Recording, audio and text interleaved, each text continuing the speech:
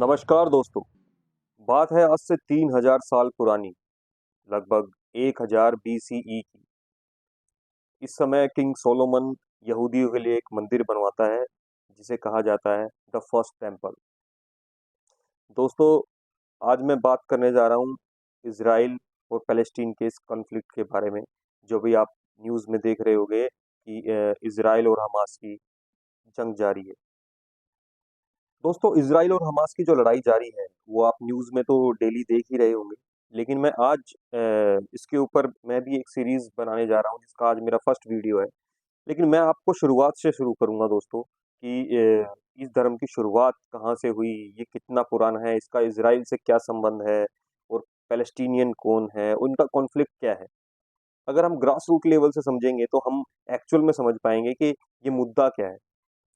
और आप इस मुद्दे पर अलग-अलग गुटों में बँटे हुए लोगों को देख रहे होंगे। कोई कह रहा होगा कि हमास सही है, कोई कह रहा होगा पैलेस्टीन सही है, तो कोई कह रहा होगा इज़राइल सही है। अब दोस्तों, अगर हमें इनकी पूरी हिस्ट्री अगर मालूम होगी, हमें मालूम होगा ये क्यों लड़ते आ रहे हैं आपस में, तभी हम किसी निष्कर्ष पे पहुँच पाएँगे कि कौन सही है और कौन गलत है। और देखो, आतंकवाद का साथ तो कभी किसी देश को नहीं देना चाहिए। आतंकवाद एक अलग चीज़ है, लेकिन अगर पैलेस्टीनियन अगर कुछ कह रहे हैं, तो वो एक अलग चीज़ है। तो आज की वीडियो में हम जानेंगे कि इनका एक्चुअल मुद्दा क्या है और ये किस बात पे पिछले 100 सालों से लगभग लड़ते आ रहे हैं।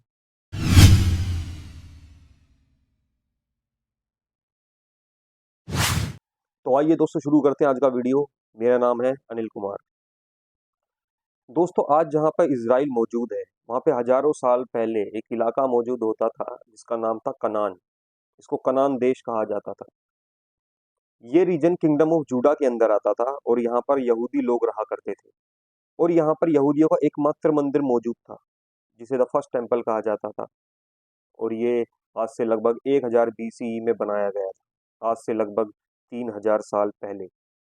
इस मंदिर को यहूदियों के राजा किंग सोलोमन ने बनवाया था और किंग डेविड के टाइम पे जेरूशलेम को इस देश की राजधानी घोषित कर दिया गया था, जहाँ पर ये मंदिर मौजूद था। और फिर कुछ समय बाद 586 बीसीई में बेबीलोन के एक राजा नेबूचडनेज़र टू ने किंगडम ऑफ जूडा को हरा दिया और जेरूशलेम में उसका राज हो गया। और यहाँ कनान देश में उसने सब कुछ बर्बाद कर दिया और यहाँ रह रहे यहूदियों को यहाँ से भगा दिया। और फिर यहूदी यहाँ से निकलकर जो आज का इराक है, उस एरिया में गए और वहाँ पे जाके रहने लगे। और लगभग 38 साल वहाँ रहने के बाद 538 बीसीई में पर्सिया के राजा साइरस ने इन्हें वापस अपने देश जाने की इजाज़त दी और इन्हें सपोर्ट भी किया इनके मंदिर को दोबारा खड़ा करने के लिए और वहाँ आराम से रहने के लिए। फिर वहाँ यहूदी दोबारा आए और दोबारा रहने लगे और दोबारा अपने मंदिर को भी रिकंस्ट्रक्ट किया। और फिर वहाँ पे ज़ेरुब्बाबेल की अथॉरिटी के अंदर ये मंदिर उन्होंने दोबारा रिकंस्ट्रक्ट किया। और ज़ेरुब्बाबेल कौन था? पर्शिया के राजा द्वारा अपॉइंट किया गया वहाँ का गवर्नर। इसे सेकंड टेम्पल ऑफ पीरियड कहा जाता है। और इसके बाद यहूदी यहाँ पर काफ़ी आराम से रह रहे थे। कुछ समय बीतने के बाद वहाँ पर द ग्रेट किंग हेरोड या किंग हेरोदस ने इस मंदिर को और भी बड़ा और विशालकाय और भव्य बनवाया। और ये बनवाया लगभग 37 बीसीई में। लेकिन दोस्तों, 70 सीई में दोबारा ज्यूस पर हमला होता है रोमन एम्परर टाइटस के द्वारा। और फिर दोबारा इस देश को जीत लिया जाता है रोमन द्वारा। और फिर यहाँ से यहूदियों को मारा जाता है, काटा जाता है, इनको यहाँ से भगाया जाता है। और फिर इसके बाद ये लोग यहूदी इस देश से निकल कर दुनिया के अलग-अलग देशों में जाकर बसने लगे और वहाँ रहने लगे। और ये जिस भी देश में जाते, वहाँ पर ये माइनॉरिटी होते। और अपने अलग धर्म और अपने अलग कल्चर की वजह से इन्हें काफ़ी डिस्क्रिमिनेशन, काफ़ी भेदभाव सहना पड़ता। जिस भी देश में जाते, इन्हें उन्हें बुरा-भला कहा जाता। कई जगह तो ये अफ़वाह फैलाई जाती कि ये ज्यूस हैं, ये यहूदी हैं, ये क्रिश्चियन बच्चों का खून पीते हैं, वगैरह-वगैरह ऐसी इनके खिलाफ भड़काऊ भाषण दिए जाते। कहीं पे महामारी फैल गई, कहीं पे प्लेग फैल गया, तो उसका ज़िम्मेवार भी इन यहूदियों को ठहराया गया कि इसके ज़िम्मेवार भी ये ज्यूस हैं। क्योंकि ये जिस भी देश में थे माइनॉरिटी में होते थे, इनकी ज़्यादा पॉपुलेशन होती नहीं थी, तो माइनॉरिटी काफ़ी ईज़ी टारगेट होता है किसी के लिए भी इनके ऊपर दोष लगाना, क्योंकि इनकी कोई आवाज़ नहीं होती है, इनकी मेजॉरिटी नहीं होती है। तो इनको आसानी से दबाया जा सकता है, इनके ऊपर इल्ज़ाम आसानी से लगाया जा सकता है। और उनके खिलाफ काफ़ी भेदभाव वाले कानून भी बने। जैसे ज्यूस को उन देशों में ज़मीन खरीदने का अधिकार नहीं था, उनको नौकरियाँ नहीं मिलती थी। ऐसे कई तरीके के भेदभाव के कानून भी इनके खिलाफ उस टाइम बनते थे। अब दोस्तों समय आता है 1492, बात है स्पेन देश की, वहाँ रह रहे यहूदियों को फिर एक बार वहाँ से निकाला जाता है। यही डिस्क्रिमिनेशन के कारण उन्हें बेइज्जत किया जाता है और फिर उस देश से भी निकाल दिया जाता है। और ये समय आते-आते इनका पैतृक मुल्क जो कनान देश था, उसका नाम अब तक पैलेस्टाइन पड़ चुका होता है और वहाँ पर एक मुस्लिम राजा मामलुक सल्तनत का राज होता है। और मामलुक सल्तनत 1250 से 1516 तक वहाँ पर राज करते हैं। फिर उसके बाद उनका राज्य खत्म होता है और वहाँ पे राज आ जाता है ओटोमन एम्पायर का, जिसे हम आज के टाइम पे तुर्की देश के नाम से जानते हैं। तुर्की देश वहाँ पर राज करने लगता है, जिस देश का नाम पड़ गया होता है पैलेस्टाइन। ये ओटोमन एम्पायर में सुन्नी मुसलमानों का राज चलता था और ये सारा राज तुर्की से शासित होता था।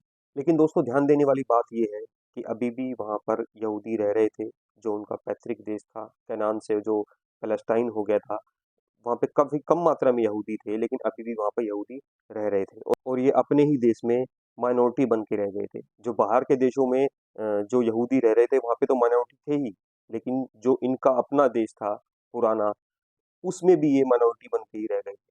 लेकिन वेस्टर्न कंट्रीज़ में जो यहूदी रह रहे थे, उनके साथ काफ़ी भेदभाव होता आ रहा था, क्योंकि बाइबल के अनुसार जीसस क्राइस्ट यहूदी धर्म में ही पैदा हुए थे, लेकिन उनकी शिक्षाएँ काफ़ी थोड़ी अलग थी, तो इस वजह से यहूदी उनके खिलाफ हो गए थे और उन्होंने ही उनको सूली पे चढ़ा दिया था। इसी का बदला वो वेस्टर्न कंट्रीज़ इन यहूदियों के साथ लेती थी, जिसके कारण उन्हें भेदभाव झेलना पड़ता था। और फिर एक दिन आता है, जब ये जूइस इन सारी प्रताड़ना से परेशान होकर के अब सारे सारे जूस एक जगह इकट्ठा होते हैं, अपनी एक मीटिंग करते हैं और बात करते हैं कि हमारा एक अलग देश, एक यहूदी देश होना चाहिए। और दोस्तों यहीं से शुरुआत होती है जायनिज़्म की, जिसमें इनकी माँग थी कि इनका एक अलग से यहूदी देश बनाया जाए। अब दोस्तों 1857 में स्विट्ज़रलैंड में एक ज़ायनिस्ट कांग्रेस ऑर्गेनाइज़ की जाती है और यहाँ पर सब ज्यूस मिलके फैसला लेते हैं कि ये पैलेस्टाइन के देश में अपना एक यहूदी देश बनाएँगे अलग से। और इस मीटिंग के बाद ये सारे ज्यूज़ जो अलग-अलग कंट्रीज़ में थे, धीरे-धीरे करके पैलेस्टाइन में अपने देश में वापस आने लगे। और दोस्तों ये समय आते-आते क्रिश्चियन और मुस्लिम भी इस देश में एक साथ रहने लगे थे और अब ये केवल यहूदियों के लिए एक पवित्र जगह नहीं थी, अब क्रिश्चियन और मुस्लिम्स के लिए भी एक पवित्र जगह थी। दोस्तों क्रिश्चियन मानते थे कि यहीं पर जो यहूदियों का मंदिर था, जब बचपन में जीसस क्राइस्ट को यहाँ पे लाया गया, उन्होंने यहाँ पे फेस्टिवल भी अटेंड किया, यहाँ पे उन्होंने उपदेश भी किए, उनकी पूरी ज़िंदगी तो वो तो थे तो इज़राइली ही, वो उनका जन्म ही इस कनान देश में हुआ था जीसस क्राइस्ट का और उन्हें सूली पर भी यहीं पर चढ़ाया गया था। और मुस्लिम मानते थे कि उनके प्रॉफिट मोहम्मद 7वीं शताब्दी में यहीं इसी जगह से स्वर्ग गए थे और अल्लाह से बात करके वापस आए थे, जहाँ पर कि अल-अक़सा मस्जिद मौजूद है। और यही वो अल-अक़सा मस्जिद है, जो कि मुसलमानों के लिए मक्का और मदीना के बाद तीसरी सबसे पवित्र जगह है। और ज्यूस का यहाँ पे जो पुराना टेम्पल था, उनको सब मैंने बताया था कि रोमन एम्पायर में सब बर्बाद कर दिया गया था, लेकिन उसकी अभी एक केवल दीवार ही बची है, जिसे वेस्टर्न वॉल कहा जाता है और जिसके साथ लग के यहूदी अपनी प्रार्थना करते हैं। तो ये जगह जेरूसलम अब इन तीनों धर्मों के लिए काफ़ी पवित्र और काफ़ी इम्पोर्टेंट जगह हो गई थी। अब यहाँ रह रहे अरब मुल्क के मुसलमान तुर्की के राज से काफ़ी परेशान हो चुके थे, क्योंकि उन्हें काफ़ी भारी टैक्स देना पड़ता था और उनसे तुर्कियों से उनकी लैंग्वेज भी अलग थी और कल्चर भी अलग था।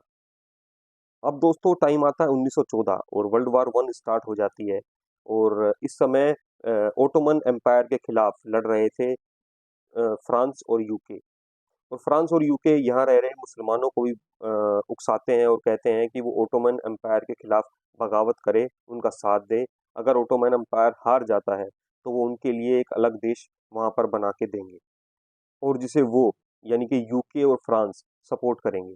अब यूके और फ्रांस वहाँ रह रहे यहूदियों से भी सेम वादा करते हैं और ना केवल वहाँ रह रहे यहूदियों से वादा करते हैं, बल्कि दुनिया में जहाँ भी जिस देश में भी यहूदी रह रहे थे, उन सब से वादा करते हैं कि आप हमारा वर्ल्ड वार 1 में साथ दो, ओटोमन एम्पायर के खिलाफ उनसे बगावत करो, उनसे लड़ो और उनसे हमारी फाइनेंशियली मदद भी करो और फिजिकली मदद भी करो। क्योंकि दोस्तों, जैसे मैंने बताया था कि वो जिस भी देश में रह रहे थे, वो वहाँ पे ना नौकरी कर सकते थे, ना उनके पास ज़्यादा ज़मीनें थी, तो वो लोग व्यापार करते थे। और फिर इसके बाद क्या था, ज्यूस ने इनका तन, मन, धन सब चीज़ से साथ दिया। कई ज्यूस तो इनकी आर्मी में जाके शामिल हो गए और कईयों ने रिलीफ कैंप लगाए, कईयों ने डोनेशन दिया और हर तरीके से यूके और फ्रांस का साथ दिया ऑटोमन एम्पायर को हराने के लिए।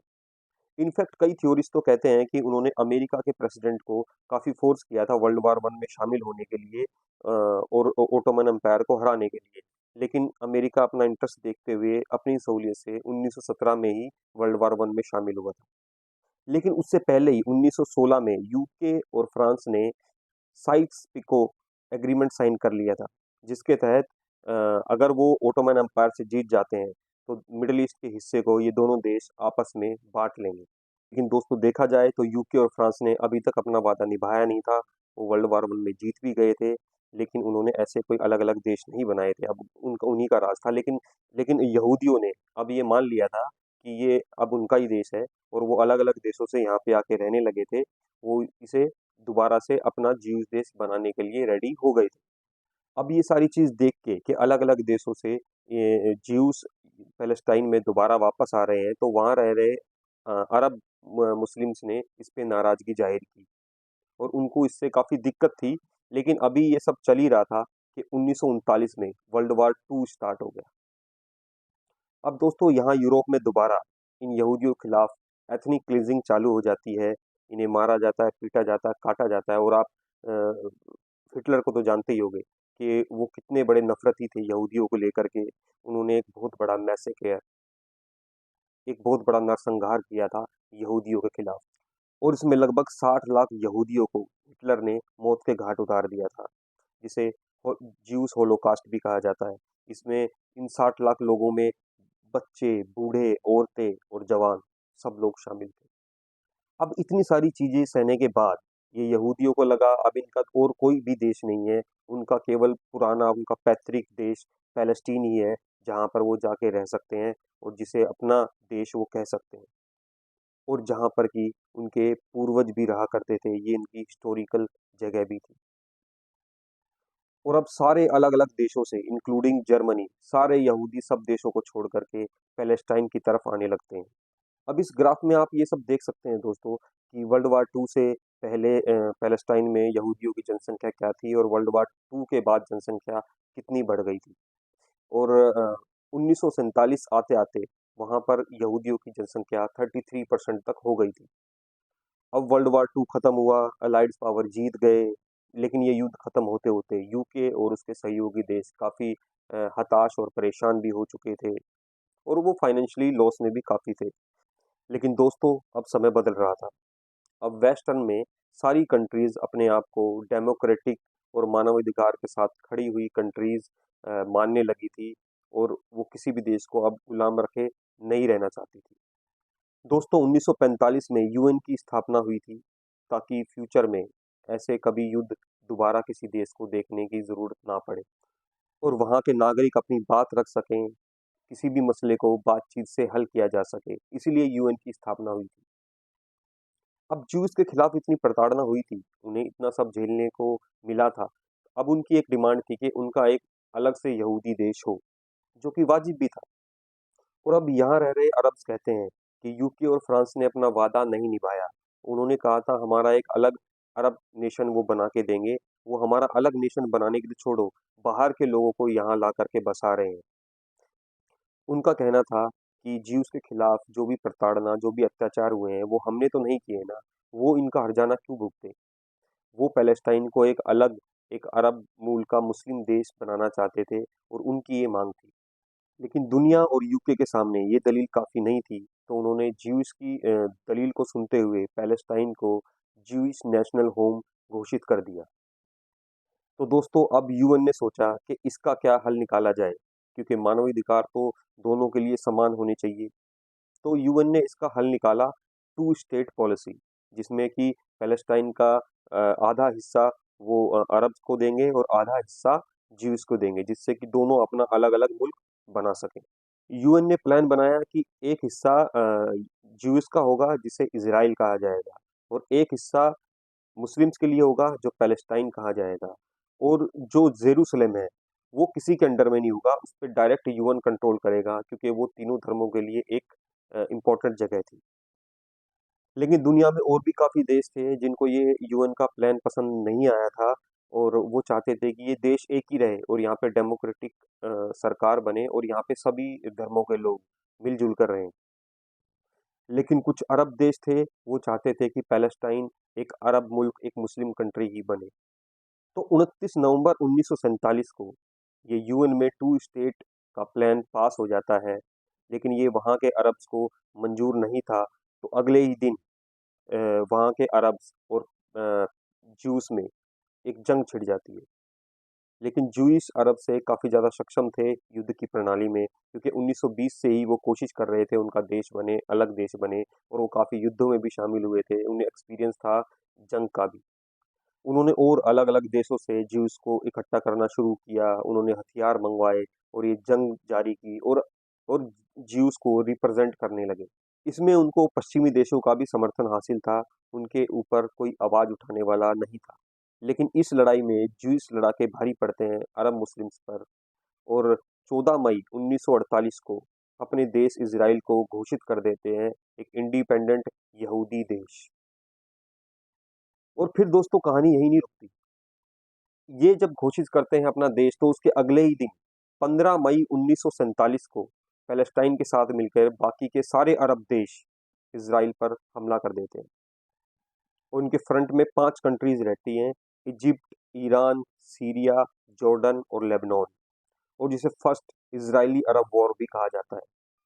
लेकिन इस लड़ाई को भी इज़राइल 1949 में जीत जाता है, और यूएन ने जो प्लान बनाया था 55% पैलेस्टाइन का हिस्सा इज़राइल बनाने के लिए दिया था, इनफैक्ट उसका उल्टा, ये जंग जीतने के बाद अब 78% हिस्सा इज़राइली कब्जे में आ जाता है। और वहाँ से लगभग 7 लाख पैलेस्टीनियन अरब मुस्लिम बेघर हो जाते हैं, और वो जा कर के वेस्ट बैंक और गाज़ा पट्टी में रहने लगते हैं, और इसे कहा जाता है पैलेस्टाइन नकबा। और दोस्तों यही असली जड़ है पैलेस्टीन इज़राइल कॉन्फ्लिक्ट की। अब दोस्तों ये था मेरा आज का वीडियो, जो कि मैंने इज़राइल और पैलेस्टीन कॉन्फ्लिक्ट के ऊपर बनाया था, और ये इस सीरीज़ का मेरा फर्स्ट एपिसोड है। इससे आपको पता लग गया होगा कि इनकी कॉन्फ्लिक्ट की जड़ क्या है। लेकिन दोस्तों इसके साथ ही मैं एक चीज़ और आपको कहना चाहूँगा, कि मैं किसी के खिलाफ या किसी के साथ बायस होके नहीं बोल रहा हूँ, और मैं मेरा ये सब बताने का आपको मतलब भी यही है कि आप लोग भी बायस ना हो। दोस्तों कंफर्मेशन बायस क्या होता है कि अगर मैं, जैसे मुझे कोई चीज़ पसंद है, मुझे पैलेस्टीन पसंद है, तो मैं पैलेस्टीन के साथ आवाज़ उठाऊँगा, पैलेस्टीन के साथ बोलूँगा, या मुझे इज़राइल पसंद है तो मैं इज़राइल के साथ बोलूँगा, इज़राइल का साथ दूँगा। लेकिन ऐसा हमें बिल्कुल नहीं करना चाहिए दोस्तों। इनके कॉन्फ्लिक्ट को मैंने आज आपको समझाने की कोशिश की, और आप लोग समझ भी गए होंगे।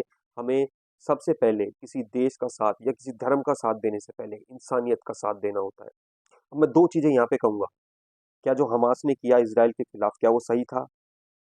बिल्कुल नहीं। और क्या इज़राइल को हमास के ऊपर हमला करना चाहिए? बिल्कुल करना चाहिए। लेकिन इसके साथ ही क्या इज़राइल को वहाँ रह रहे आम पैलेस्टीनियन के बारे में नहीं सोचना चाहिए? वो भी सोचना चाहिए, बिल्कुल सोचना चाहिए। क्योंकि उनके ऊपर जो हमला हुआ, वो हमास ने किया, ना कि वहाँ रह रहे आम पैलेस्टीनियन ने। लेकिन दोस्तों लास्ट में मैं एक ही चीज़ बोलूँगा, कि हमें आतंकवाद के खिलाफ भी बोलना चाहिए, और इंसानियत के साथ भी हमें खड़ा रहना चाहिए। तो दोस्तों ये था मेरा आज का वीडियो। आपको मेरा वीडियो कैसा लगा प्लीज़ कमेंट सेक्शन में मुझे बताएँ, और मेरा वीडियो अगर अच्छा लगा तो प्लीज़ इसे लाइक करें, मेरे चैनल को सब्सक्राइब करें, और इस वीडियो को शेयर करें। धन्यवाद।